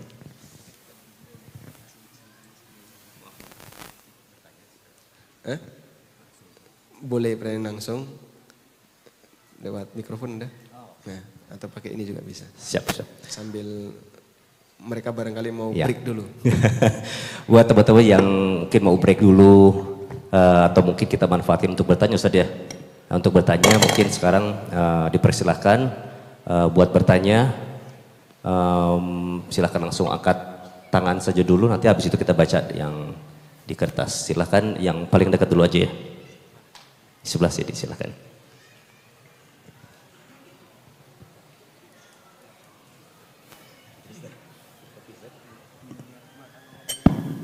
Bismillahirrahmanirrahim. Assalamualaikum warahmatullahi wabarakatuh. Waalaikumsalam warahmatullahi wabarakatuh. Terima kasih atas kesempatannya Ustaz. Terima kasih. Bertanya, berkaitan dengan harta yang mengubah segalanya. Saat ini saya sedang bermuamalah bersama teman. Kerjasama Ustaz sifatnya. Awal kerjasama itu sudah sepakat untuk amanah Ustaz. Tapi qadarullah di tengah perjalanan beberapa kali kawan ana berkhianat dengan mengambil uang tanpa bilang, terus dengan memanipulasi proyek Ustaz. Saya sebagai sahabat, karena awalnya seorang sahabat Ustaz, selalu mengingatkan, dan ini bukan kejadian pertama kali Ustaz. Karena beliau juga kebetulan sudah ngaji dan jadi penyelenggara kajian juga ya Ustaz. Jadi saya nggak nyangka aja sih sebetulnya. Nah, saya minta saran Ustaz. Dalam hati saya sudah memutuskan untuk memisahkan diri saja. Tapi berkaitan karena akte perusahaan belum dilegalkan. Begitu juga dengan notaris. Saya berpendapat bahwa rezeki Allah yang mengatur. Kalaupun dia mau zalim lagi dengan tidak memberikan hak saya silakan saja sih Ustaz. Tapi ada beberapa sahabat yang menyarankan dilegalkan dulu agar haknya juga dapat gitu. Tapi Jadi dia pengen masuk di akte perusahaan itu? bukan. Bukan. Aktenya saat ini atas nama dia. Justru Akte atas nama dia. itu, makanya secara kekuatan legal saya tidak ada kekuatan. Jadi beberapa ya secara hukum betul. Jadi beberapa sahabat menyarankan sabar dulu sampai bisa dilegalkan legalitasnya atau ada perjanjian di notaris. Tapi karena ini kejadian berulang dan saya seling ngobrol hati ke hati, tidak ada rasa penyesalan, tidak ada rasa bersalah, bahkan minta maaf ke saya pun seperti hanya bahasa saja lah Ustadz. Saya mohon saran Ustadz, karena kan berkaitan dengan harta, saya ingin harta yang berkah juga. Sejauh ini sih ya cara mencari proyek kami sudah kami ambil dengan baik gitu. Dulu perusahaan ini memang belum bareng saya Ustadz, beliau masih sendiri. Sering berjalannya waktu berubah gitu. Cara ngambil proyeknya gitu. Semuanya berubah lah karena sama-sama ngaji, cuman masih nggak nyangka seperti itu. Saya mohon saran Ustaz, apakah saya tetap harus bertahan gitu dengan mengingatkan beliau? Karena sudah berulang kali saya ingatkan, atau memang saya harus tinggalkan saja gitu Ustaz, perusahaan ini gitu. Baik, Syukran jazakallahu khairan Ustaz. Barakallahu fikum. Baik. Jamaah mulai lemes atau saya yang mulai lemes? Kita semangat lagi ya. Ada banyak sekali ya potensi pelanggaran yang dilakukan oleh manusia. Dan itu beragam latar belakangnya. Maka cara kita dalam menyikapi juga perlu menyesuaikan. Jamaah begini Pak. Ada maksiat. Kalau kita lihat maksiat diperintahkan apa? Ngubah kemaksiatan. Ini kaidah umum ya. Pelanggaran maksiat baik terhadap orang lain ataupun terhadap diri dia sendiri atau terhadap kita, itu maksiat. Maka saat Anda misalnya ditipu oleh orang lain, Anda punya kewajiban mengingatkan dia. Bertakwalah kepada Allah, nipu itu enggak benar, dosa besar dan seterusnya. Sampai pada titik nanti kamu akan saya tagih di akhirat karena kamu penipu. Itu bagian dari amar ma'ruf nahi mungkar. Tapi ketika kita ngalah, ya sudahlah. Saya ngalah, saya tidak akan tuntut dunia dan akhirat. Saya sudah ikhlaskan. Status mengikhlaskan ini amal soleh. Dan Allah banyak menyebutkan dalam Al-Quran, wa in ta'fu wa tuslihu bainan nas fa innallaha ghafurur rahim. Kalau kau memaafkan dan memperbaiki hubungan di antara masyarakat, sesungguhnya Allah ghafurur rahim, maha pengampun lagi maha penyayang. Maka kita kalau ingin diampuni oleh Allah, kita bisa memaafkan orang lain. Di ayat yang lain Allah Subhanahu wa taala memotivasi sahabat Abu Bakar As-Siddiq radhiyallahu anhu. Sahabat Abu Bakar, beliau sebagai ayahnya Aisyah radhiyallahu anha yang pernah dituduh apa Pak? Zina dengan siapa? Safwan bin Mu'attal. Ada salah satu di antara sepupunya Abu Bakar sendiri yang tinggal di kota Mekah, yang dulu tinggal di kota Mekah kemudian hijrah ke Madinah, itu dinafkahi oleh Abu Bakar. Dinafkahi oleh Abu Bakar, dan ternyata sepupu beliau ini ikut menuduh Aisyah. Kira-kira gimana emosinya Abu Bakar? Ya, beliau marah. Sampai kemudian Abu Bakar bersumpah, mulai hari ini saya tidak akan memberikan nafkah kepada orang ini. Namanya Mistah bin Utsatsah. Sepupunya Abu Bakar yang ikut menuduh Aisyah tadi namanya Mistah bin Utsatsah. Mulai hari ini saya tidak akan memberikan nafkah untuk Mistah. Tapi Masya Allah, Allah melarang Abu Bakar untuk itu. Dan disuruh untuk membatalkan. Abu Bakar bersumpah tidak akan ngasih ke Mistah. Karena selama ini nafkahnya Mistah itu Abu Bakar yang ngasih. Kok dia malah nuduh Aisyah, ikut-ikutan nuduh Aisyah. Maka Abu Bakar emosi dan bersumpah tidak akan ngasih ke Mistah. Tapi diperintahkan oleh Allah Ta'ala. Wala ya'talil ulul fadli minkum wassa'ah ayyutu ulil qurba. Hendaknya orang yang dia bersumpah padahal dia punya kelonggaran rizki, hendaknya yang bersumpah untuk tidak ngasih kepada kerabatnya, itu batalkan sumpahnya. Wal ya'fu wal yasfahu ala tuhibbuna ayyaghfirallahu lakum. Kemudian di bagian akhir ayat Allah mengatakan, hendaknya dia memaafkan. Bukankah dia senang kalau kemudian Allah akan memaafkan dosanya? Maka sebagaimana kamu senang dosamu diampuni oleh Allah, maka maafkanlah temanmu. Kurang lebih seperti itu nasihat yang diberikan oleh Allah kepada Abu Bakar As-Siddiq radhiyallahu anhu. Baik. Nah, selanjutnya berkaitan dengan pelanggaran orang tadi ya. Setidaknya ada beberapa latar belakang. Yang pertama, ada orang yang dia melakukan perbuatan maksiat murni karena hawa nafsu.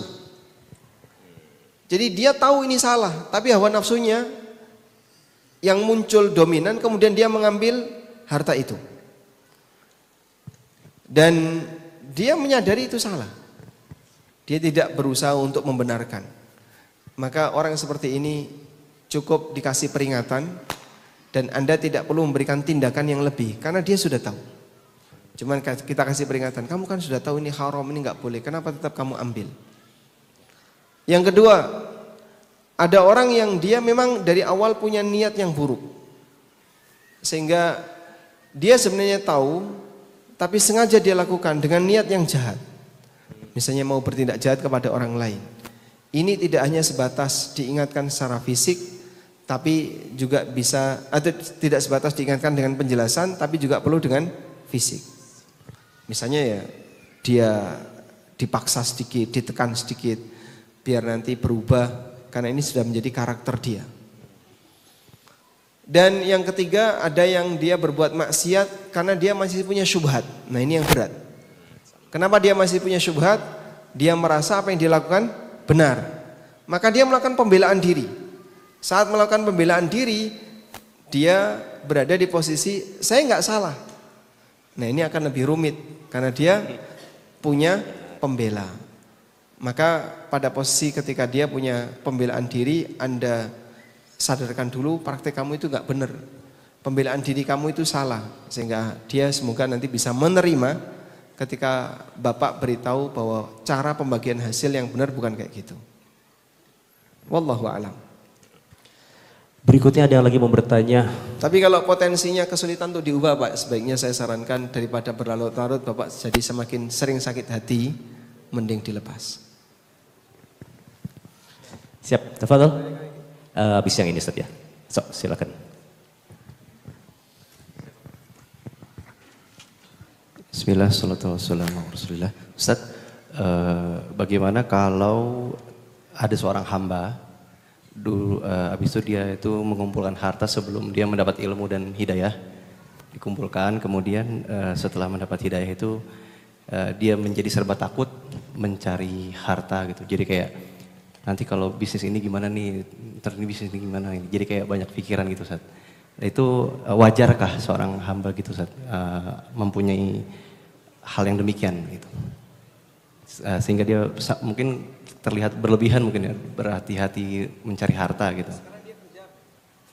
Allah Ustaz. Ini kisah aja. Baik.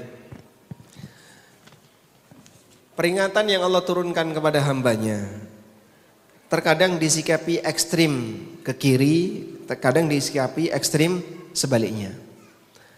Ada yang ketika mendapatkan peringatan tapi dia tetap melawan. Sehingga dia menganggap nggak usah digubris lah, nggak usah diperhatikan. Yang saya lakukan ini sudah benar. Dia merasa tidak ada dosa sama sekali di situ. Ini terlalu ekstrim ke kiri. Akhirnya peringatan itu nggak ada manfaatnya bagi dia. Yang kedua, ada orang yang modelnya ketika mendapatkan peringatan malah ketakutan.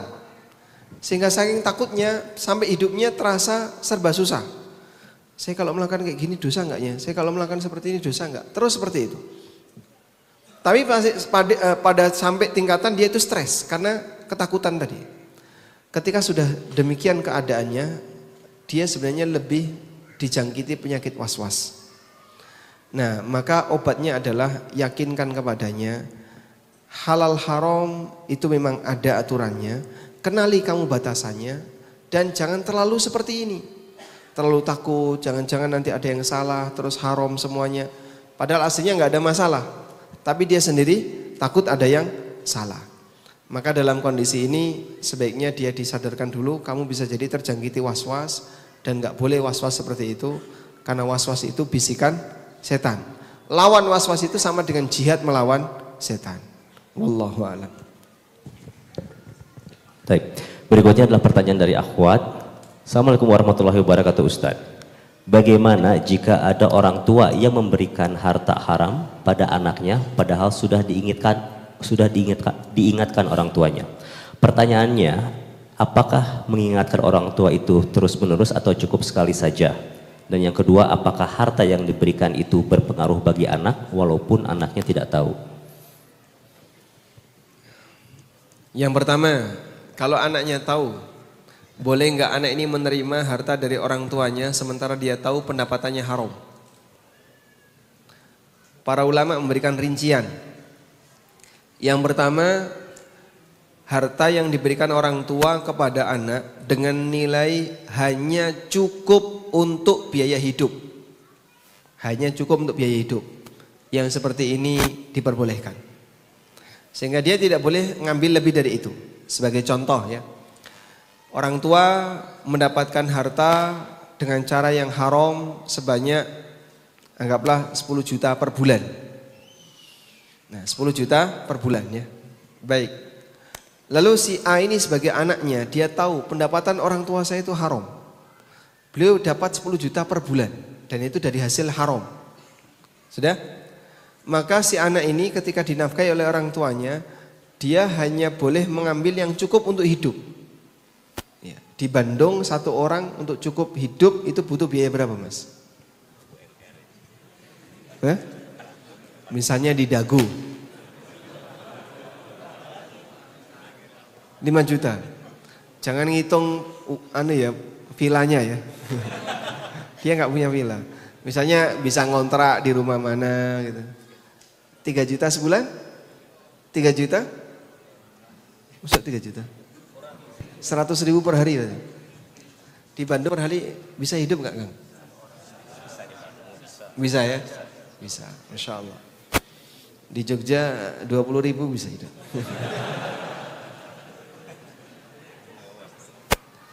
Saya punya tetangga yang beliau beritahu kami ya, saya beli lauk itu tiap hari cuma 20.000. Itu untuk sehari bertiga karena anaknya satu, suami istri anak satu. Nasinya ya nggak beli karena dia punya sawah sehingga saat panen masak nasi lauknya 20.000 per hari untuk 3 orang. Masya Allah, ini paling hemat ya. Baik.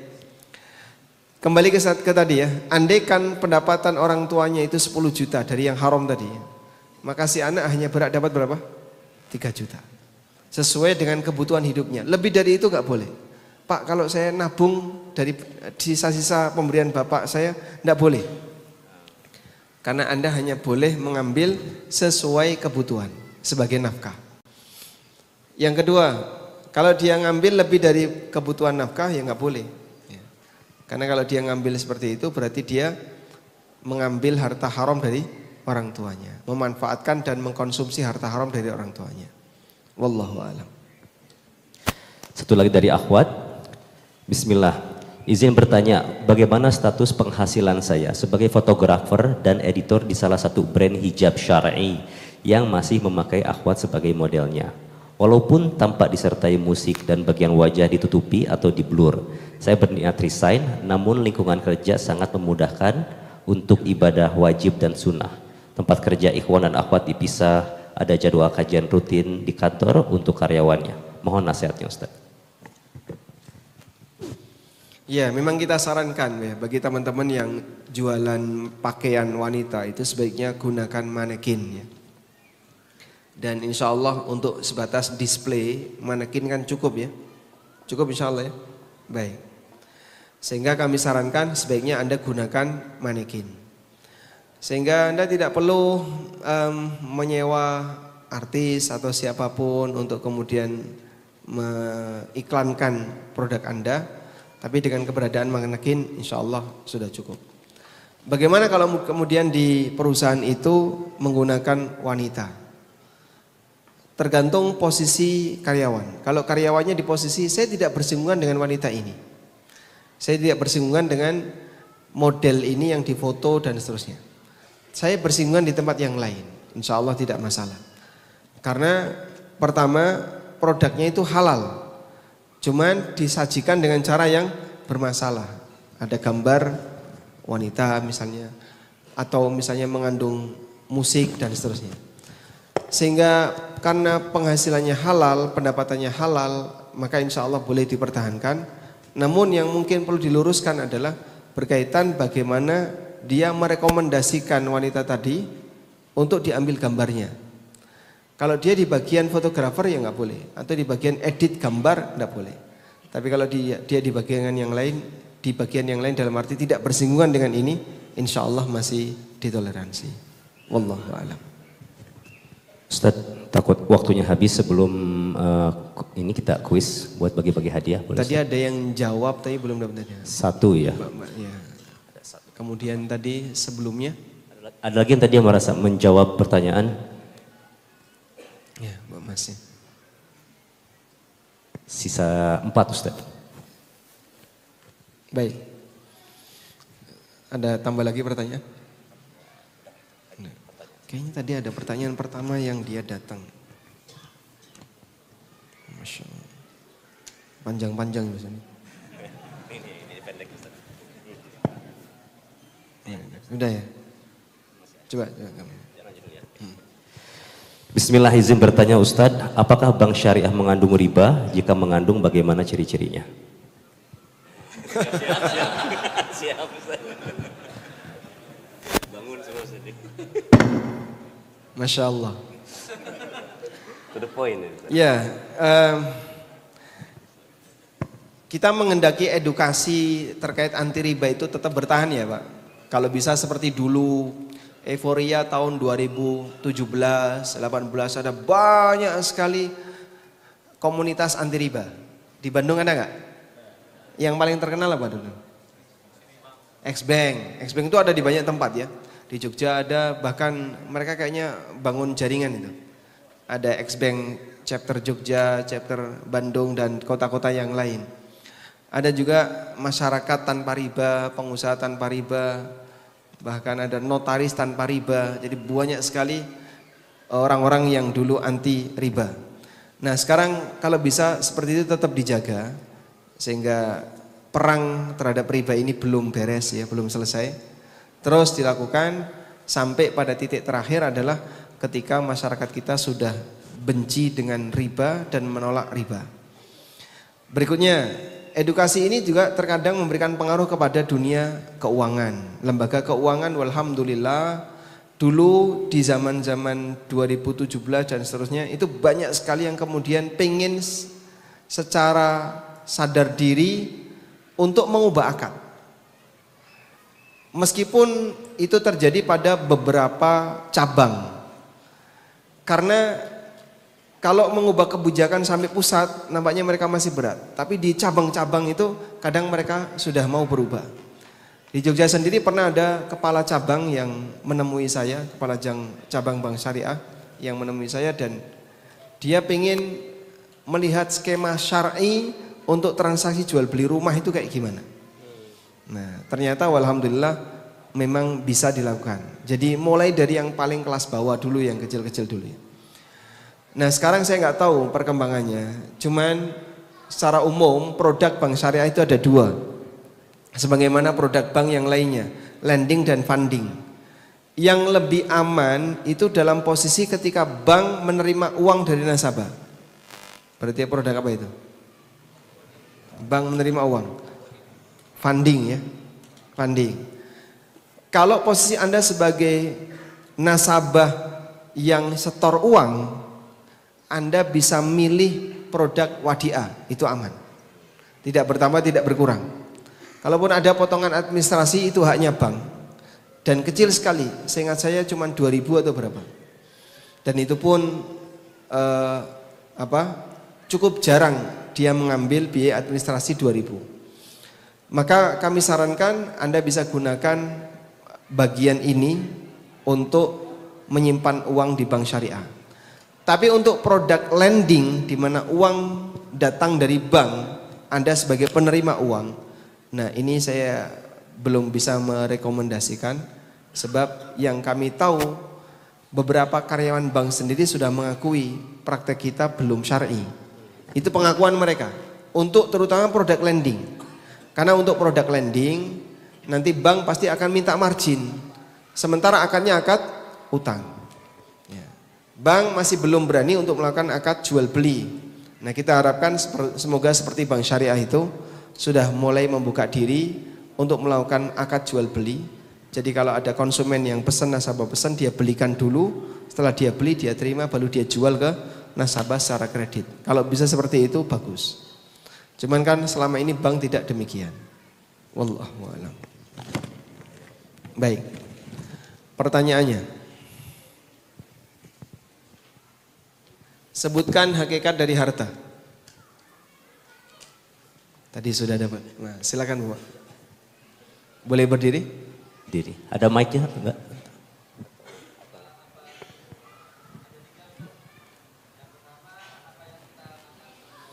Hakikat harta ada 3. 1, yang kita makan sampai habis. 2, yang kita pakai sampai rusak. 3, apa yang kita sedekahkan sehingga sampai di akhirat. Masya Allah. Dapat? Oh, dapat ya. Saya tidak tahu isinya. Kalau nggak ada tak panitia. Hah?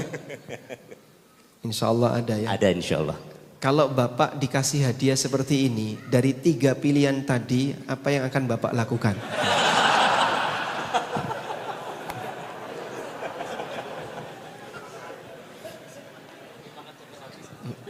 Dimakan sampai habis. Amplop nggak bisa dimakan ya. Selanjutnya.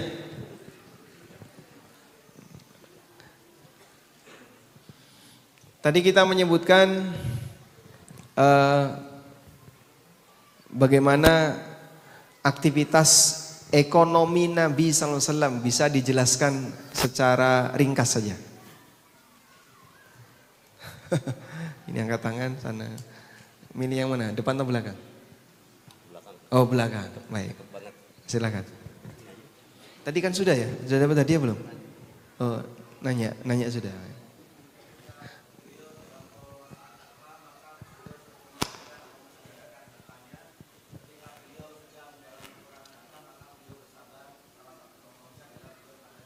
Berpuasa, baik. Aktivitas ekonomi Nabi SAW. Sebelum beliau menjadi nabi, beliau adalah pedagang. Saat beliau setelah menikah dengan Ibunda Khadijah, beliau mendapatkan dukungan dari Bunda Khadijah. Lalu setelah hijrah, maka pendapatan beliau dari ghanimah. Masya Allah, barakallahu fikum. Masya Allah. Dapat hadiah ya. Nah. Voucher haji atau apa? Voucher umroh kayaknya Ustaz. Insya Allah. 2 lagi Ustaz ya? 2 pertanyaan lagi. 2 pertanyaan lagi. Selanjutnya. Tadi kita menyebutkan 4 tipe manusia terhadap harta. Masya Allah, ini yang angkatan duluan ya. Bismillah, yang pertama adalah orang yang diberikan ilmu dan juga harta. Ini yang tingkatan yang paling tinggi. Kemudian yang kedua adalah orang yang diberikan harta namun diberikan ilmu. Yang ketiga, orang yang diberikan harta tapi tidak diberikan ilmu. Dan yang terakhir, orang yang tidak diberikan harta dan tidak diberikan ilmu. Yang paling parah yang ketiga, Ustaz, yang punya harta tapi tidak mempunyai ilmu. Ustaz, ibu-ibu minta ditanya. Masih ada, mungkin 2 pertanyaan. Oh baik, minta ditanya ya. Buat check out. Karena di keranjangnya masih banyak ya. Pertanyaan.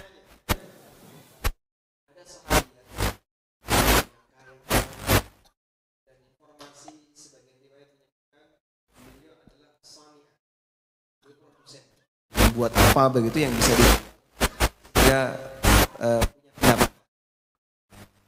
Sampai beliau bayar zakat ke suaminya. Siapa nama wanita itu? Siapa nama suaminya?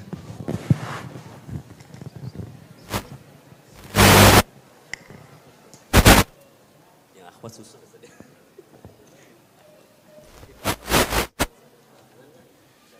Ada mikrofon yang belum balik yang dari bapak-bapak.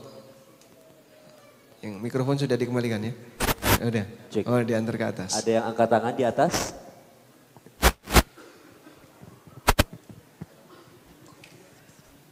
Wah, berarti Pak yang check out.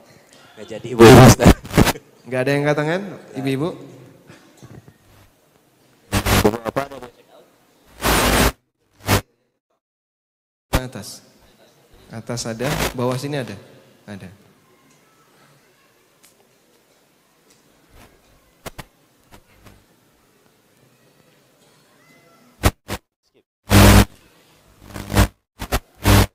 Tidak ada. Baik, selanjutnya bapak-bapak. Siapa nama wanita itu dan siapa nama suaminya? Siap. Zainab dan Ibnu Mas'ud. Masya Allah, barakallahu fiik. Dapat hadiah. Bapak kasihkan ke istri atau untuk check out sendiri? Baik, ibu-ibu yang terakhir ya. Yang terakhir. Tadi kita menyebutkan bahwa harta disebut dengan al-khair, sebutkan 2 dalil dari Al-Quran.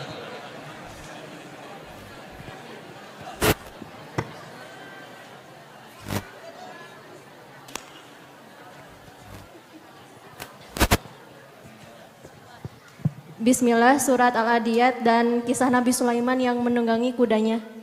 Surat Al-Adiyat dan kisah Nabi Sulaiman. Iya, yang lupa berzikir. Baik, bagaimana kalimat di surat Al-Adiyat? Kalau surat Al-Adiyat kan insya Allah terjangkau ya.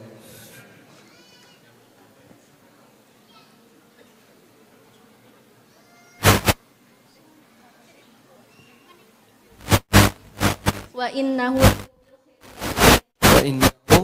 lihubbil khairi khairi lasyadid. Makna al-khair di situ apa?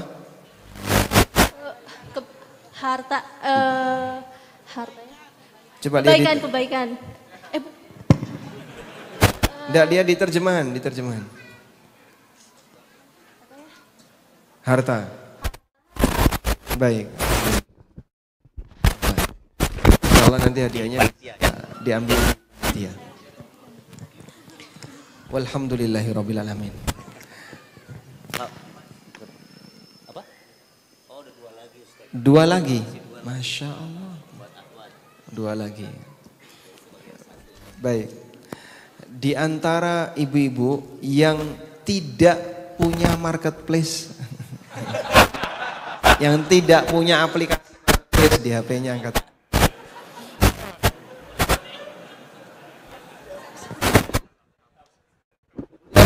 Dihapus dulu. Nanti buktikan ke panitia.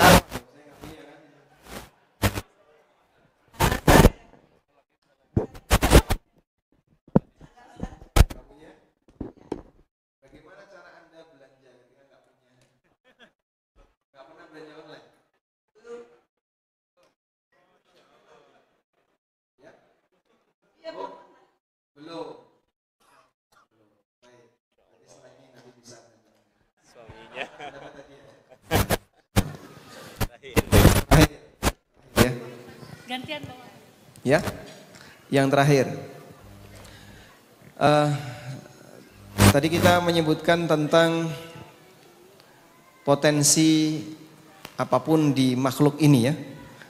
Ada 3 jenis makhluk berkaitan dengan potensinya. Bisa disebutkan untuk ibu-ibu. Bapak mau sabar, jangan angkat tangan.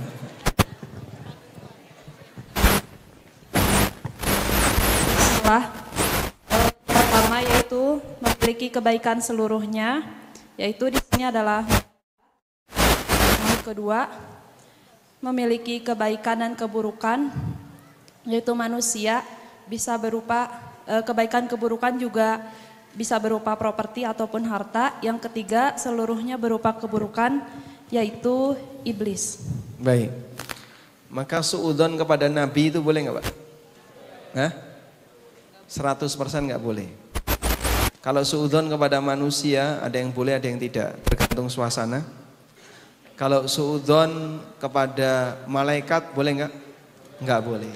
Orang Syiah itu suudzon kepada malaikat sehingga mereka menganggap Jibril salah alamat ketika ngasih wahyu kepada Nabi Muhammad SAW. Wallahu ta'ala alam. Cukup Bang. Alhamdulillah ikhwan, tak terasa waktu sudah beres acaranya.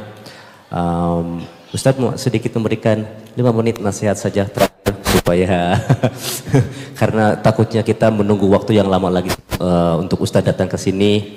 sebelum tidur Ustadz mungkin bisa kasih nasihat pendek sebagai penutup.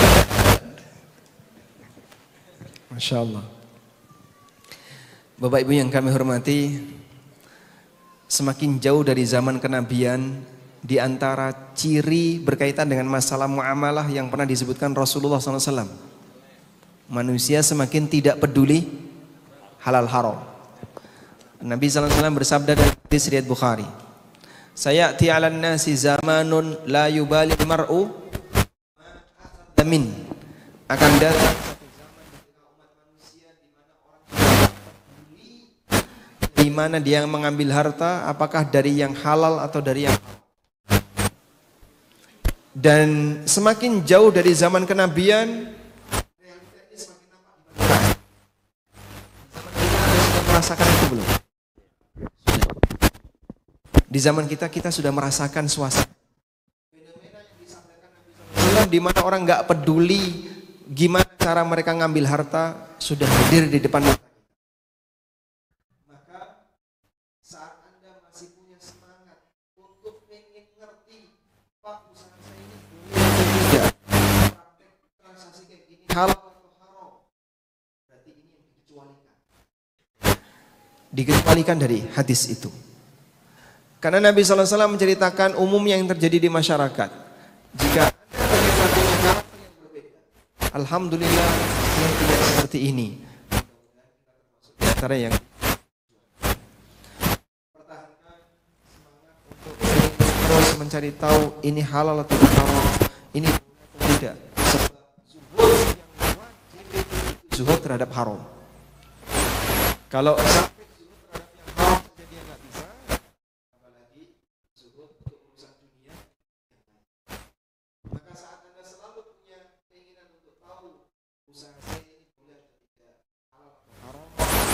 kemudian setelah Anda yakin halal, lanjut, insya Allah semoga kita termasuk yang dikecualikan,